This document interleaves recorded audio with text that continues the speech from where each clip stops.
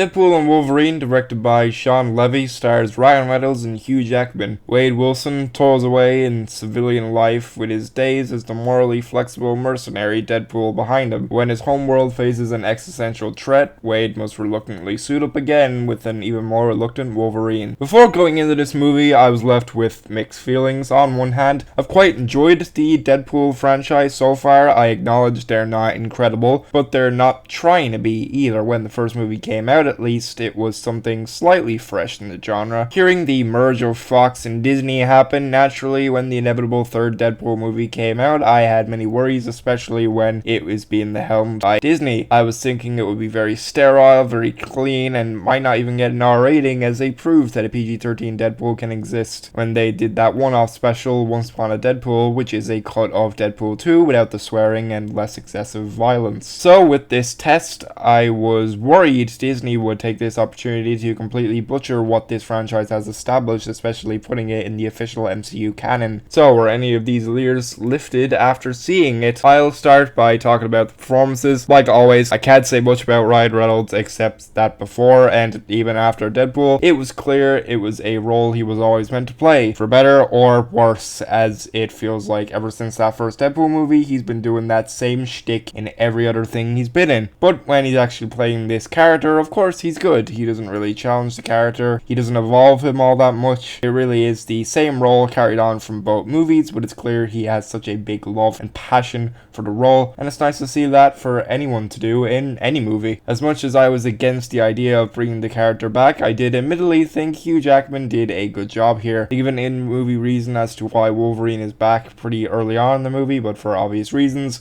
I can't explain that here, as it would lead into spoiler territory, and I'm gonna try my best not to give anything away in this movie, even though most of these things have less to do with an actual story, and it's mainly about cameos, but I digress. Hugh Jackman looks like he's having a lot of fun being back in this role. He may have taken this job for money, but he did make the most of it at the same time. He displays a great deal of different emotions here that is interesting to see with his character. Obviously, he does the rage moments really well, but when it comes to the humorous moments with his character, he's great at that too. I think he and Ryan Reynolds work off each other really well and have great chemistry together throughout the whole movie. In the more quiet moments of the movie, he's good at delivering the emotional side to him as well. Emma Corrin plays the villain in this movie. She's meant to be the sister of Professor X. As far as I know, that's not technically a spoiler, as people of the comics would notice, but maybe non-comic fans wouldn't know this. But it's not a big thing. As a villain, she's okay. She's certainly not one of Marvel's worst villains, but she's nothing incredibly spectacular either. Her plot for why she's evil and why she wants to do isn't really made clear until very late into the movie, which is obviously more down to the writing, but at the end of it, her plot seems to be just a simple wants to destroy the universe plot, and to me it was just incredibly boring. In regards to her performance though, I thought she did a pretty good job here. She knows how to be fierce, yet doesn't push herself to be overly menacing, but she's still able to pull off being evil in a believable enough way. Outside of this though, there isn't really much to her character, which is a shame. Matthew Macfadyen was pretty good here too. He's technically the secondary villain, the type of villain who's just more of a little shit than actually being a real threat, and the guy is really good at playing a little shit. He brings this sort of diva energy to his role as he acts more of a comedic villain too, and when it came to his humorous moments, I thought he was good at delivering the jokes he was given. He got a few small laughs out of me. He doesn't have a ton of screen time, but for the time he's on screen, he does chew up the scenery as much as he can, even when he's sharing the screen with Ryan Reynolds, who is always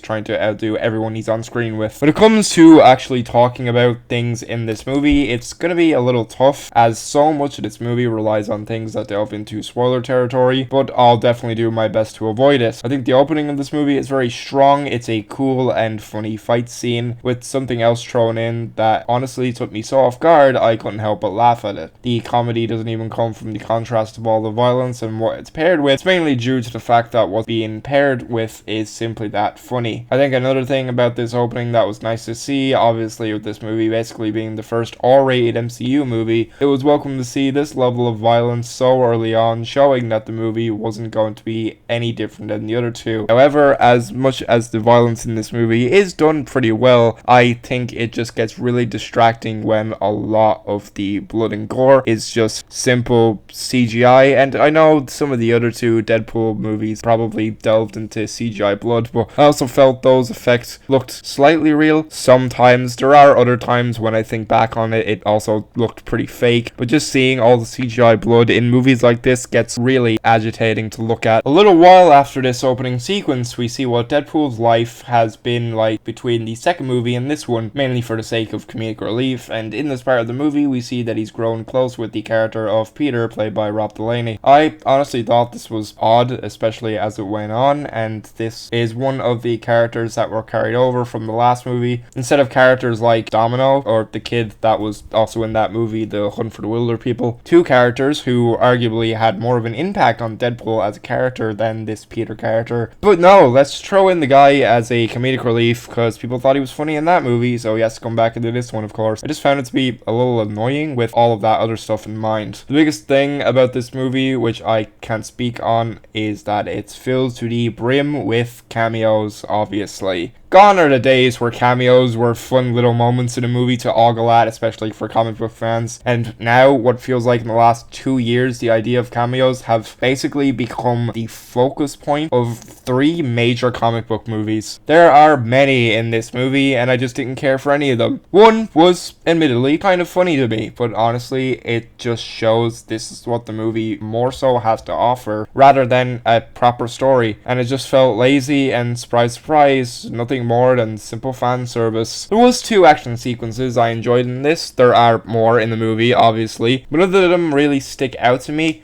Especially when one of these sequences basically is supposed to be a parody of Mad Max, capitalizing on the popularity of Furiosa, and naturally they draw attention to how they're allowed to get away with a blatant ripoff, but of course, just because you acknowledge something doesn't make it any better. The problem with this being a parody of Mad Max is it doesn't fully work as this scene, and basically the rest of the movie looks so incredibly flat. I'm telling you, the lighting in this movie is terrible in so many scenes. Think of a movie like Fury Road and how the dirt of the wasteland is so overly saturated to be bright orange and browns that smack your eyes in the face. Here in this movie, it just has this boring, bland, beige look to it. As for the action sequences, I actually did like. One I already mentioned being the opening sequence, and the other is a fight scene in a car between Deadpool and Wolverine. It's cool, it's pretty slick, and it's funny, which just works for me. I will say, however, this same car comes into the movie a bit before this, and the way it's shot and first introduced as it keeps getting shown off, it is so clearly a car commercial that it's sickening. Like, I know it's a dumb thing to complain about, but when it's so blatantly obvious, it was really annoying to me. I think the final act in this movie is really where it loses steam for me. I don't know if the point of this whole last portion of the movie is supposed to be a parody of usual MCU third acts, but if that's the case, it just becomes a stereotypical MCU third act with a truly god-awful, terrible assault on the eyes looking CGI. It just keeps going and going, and the effects just get worse and worse until this sequence is over. I swear, during this sequence, Wolverine, right, puts on his cowl, and until he takes it off, Hugh Jackman isn't real. There's not a moment I was looking at him with the cowl on where Wolverine looked like a real person on a set. It was so incredibly jarring and just downright bad. There's a moment where the two of them jump out of a bus, and when Wolverine lands, he just stands idly like a video game sprite. Speaking of, when he takes the cowl off, he never actually does. We don't see this happen, as the way the scene is shot, there's one shot where he has it on, it cuts, we cut back, and he just has it off, and it was the most laughable, terrible moment of bad continuity I've seen in a modern movie this year. Back to another positive though, I think the soundtrack in this movie is genuinely fantastic. There's so many great tracks here that while some are used for comedy, some are used for genuinely just being great tracks that fit a lot of the scenes that they're used in. Sometimes it feels like this movie was simply built on these scenes, like there's scenes set to songs were made before writing the rest of the movie, but thankfully it happened because these moments in the movie are pretty cool to see. I understand this review is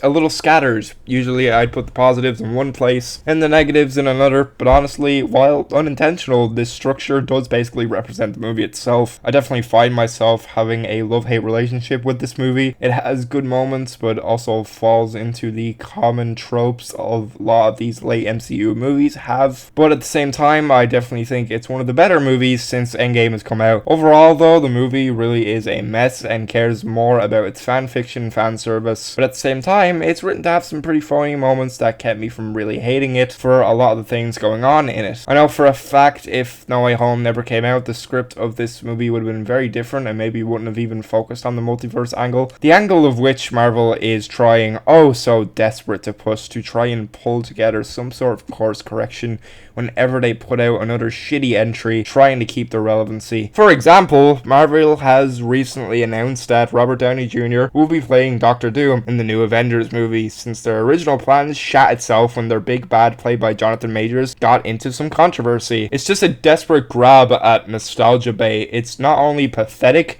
but ironic, since there's a line in this movie where Deadpool mocks that idea, saying they'll have you until you're 90. And it's just insane to have this happening basically days after the movie comes out. I'm giving Deadpool and Wolverine 3.5 stars. There's a lot of funny moments and some pretty cool scenes thrown in there, along with some performances that do a serviceable enough job. But at the same time, it just falls flat in its final act, along with being a catalyst for an excessive amount of fan service that we're so common to seeing nowadays. That being said, in this trilogy, it's definitely one of the better entries, and I don't regret seeing it. However, as far as my interest in the MCU goes, it mainly dies here. Of slight intrigue into their Fantastic Four movie, but outside of that, the only time I'll be seeing these movies is to make videos on them. So to sum up, this movie is pretty good, but it's not anything amazing, and it's definitely not going to save the MCU from their downfall.